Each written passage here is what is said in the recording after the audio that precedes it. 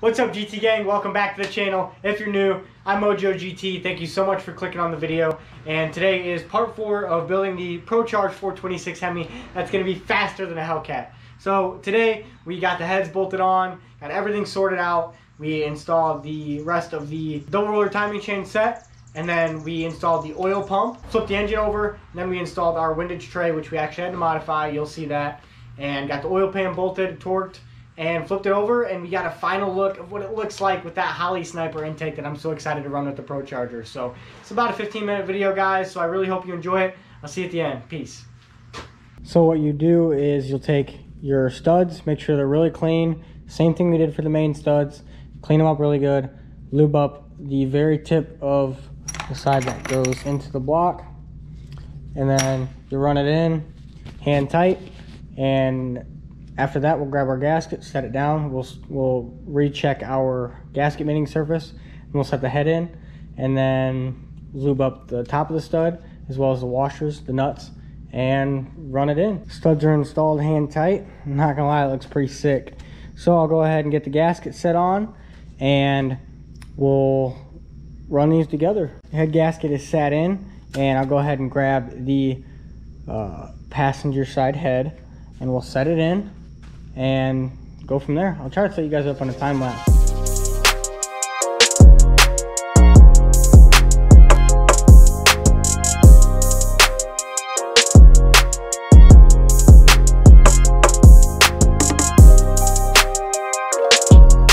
All right, we have the passenger side head bolted, torqued. It recommends to torque the bolts in 3 steps, equal steps, until you get to 105 foot-pounds for the large studs and 25 foot-pounds for the small studs up here. So we're going to duplicate the exact same thing on the driver's side. I'll just throw you guys up on a time lapse and get it done.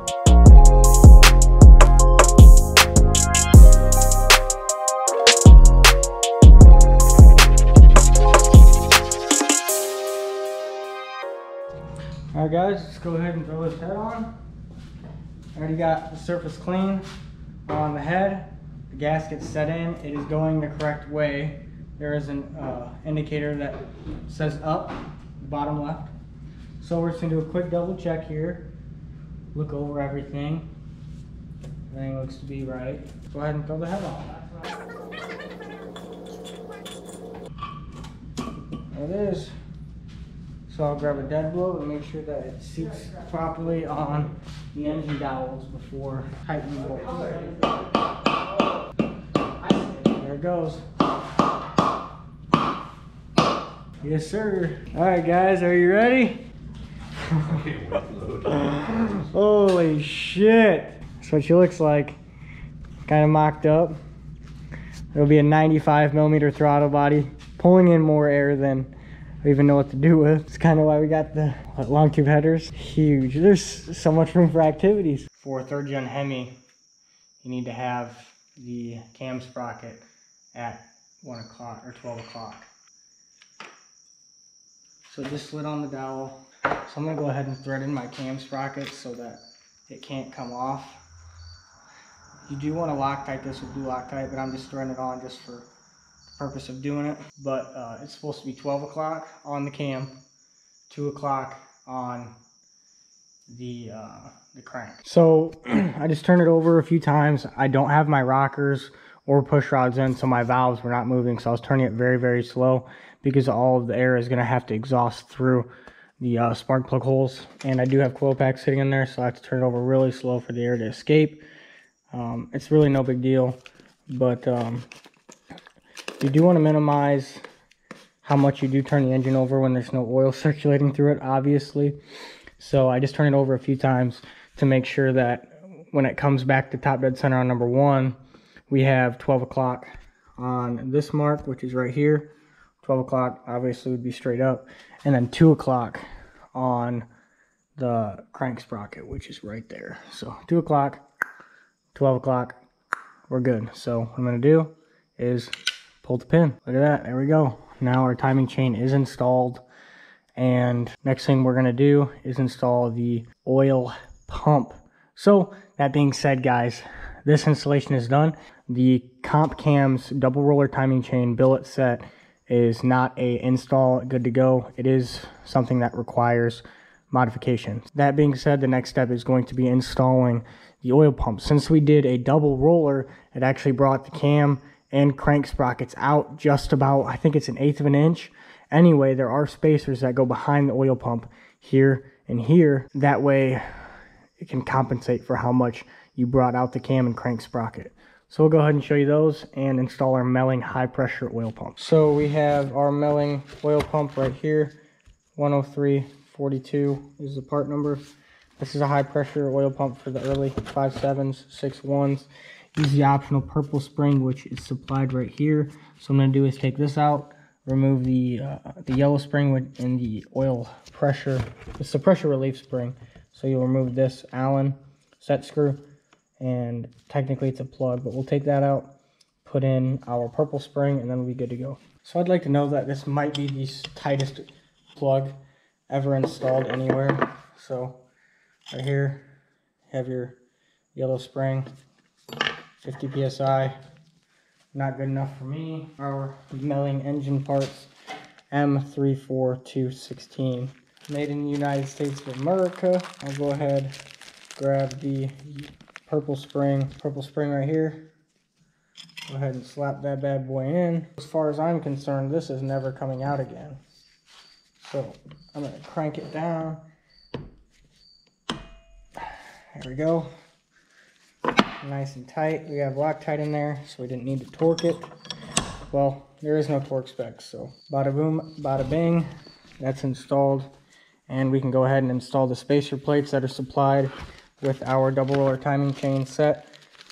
So they go here and here, just matching up. The one with the middle hole, peanut looking thing, is right here. All right, everybody, so what I did was, from the pickup tube location, I dumped a bunch of bearing guard from Clavite, whatever it is, and then a bunch of oil.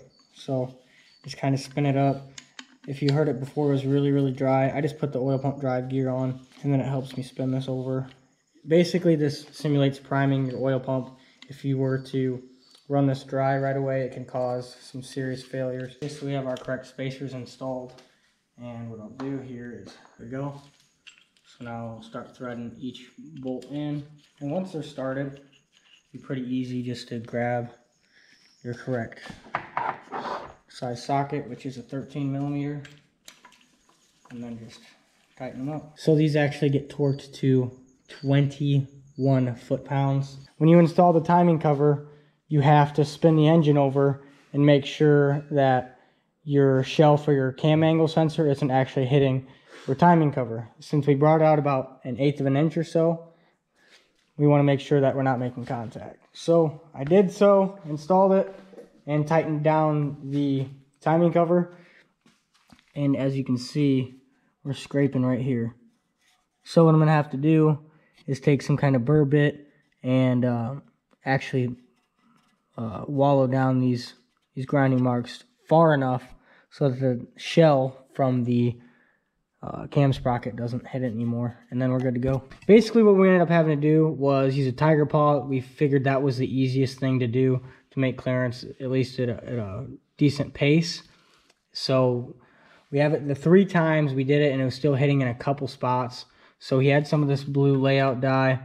It's what they use for like porting, things like that. Anytime you have any clearance issues and you can't see it, you're kind of blind, you want to make sure that you do this at least when you're at the very end of your step. So now once this dries really quick, we'll go ahead and throw it back on, and hopefully it clears, and then we'll be able to boil everything up and then take the engine off, do the rear main seal. All right, everybody, this is probably, I would say, around 10 to 12 times bolting it up and taking it down. Grinding more, you know, repeat the process. I did that about 10 times, I would say. And basically, I would recommend, instead of doing what I did, which was just bolt it up immediately and start spinning the crank, what I would do is just hold up the timing cover, push it on, and then have somebody else rotate the crank if you can, have 2 people, or try to figure it out yourself, I guess. But I would not even bolt this up. It rubs so badly that the fact that they put it might rub is just blasphemy.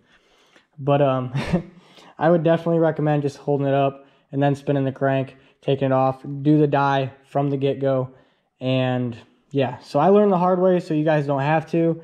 So take my lesson for what you want with it. So I'm going to go ahead and throw this back on and start to work on the rear main seal so we can get the oil pan on and seal this bad boy up. All right, guys, so what I ended up doing was kind of in a hurry, not necessarily in a hurry, but with a sense of urgency, I used RTV on top of the gasket, bolted the timing cover on, and then, again with a sense of urgency, the water pump with the gasket, RTV, is installed.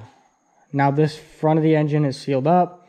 Now what we have to do, lift the engine up out of the way, install the rear main seal, and then we can reinstall the engine onto the engine stand, flip it over, and install the oil pan. And then this thing is ready to go in the engine, or into the car. All right, so I just torqued every single bolt on the timing cover and the water pump, 20 foot-pounds.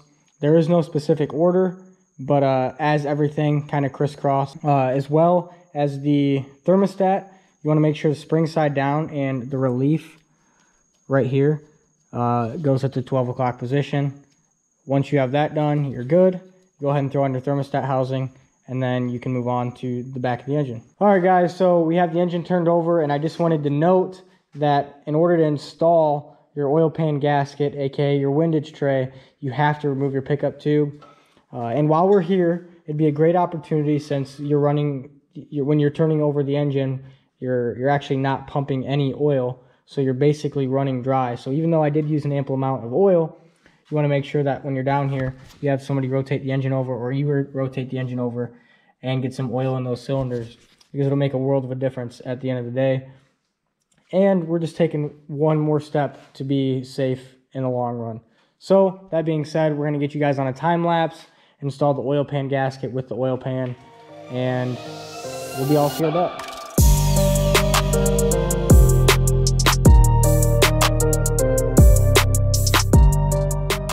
So when we thought that all we had to do was install the oil pan gasket, psych. Basically right here, we already have it notched out, but it was making contact with the ARP head stud, or the main stud, I mean. So we just had to massage this out, took an angle grinder and a flap disc, and actually got it to look pretty good. So we filed it down, made sure there was no burrs sticking out. Lines up perfect, as you can see, right here, as you can see. And back on the time lapse.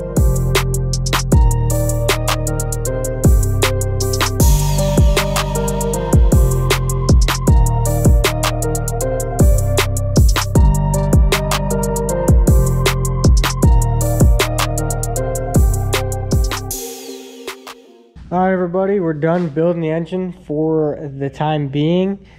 Oil pan's bolted on, the engine's basically sealed up. Realistically, the only holes that are in it are for this, the plugs right here for the coolant, and this sensor right here. So what I can do is I'm just going to throw some masking tape on these, wrap it up, and then the next time I'll be back, hopefully we'll be able to install the fluid damper, which I am ordering today, as well as the push rod measuring tool from MMX. They offer a tool that actually measures your push rod length that you need to have the desired preload of 40 thousandths of an inch on your lifters. So that being said, probably back next week, so stay tuned guys. Appreciate all the support and keep it real.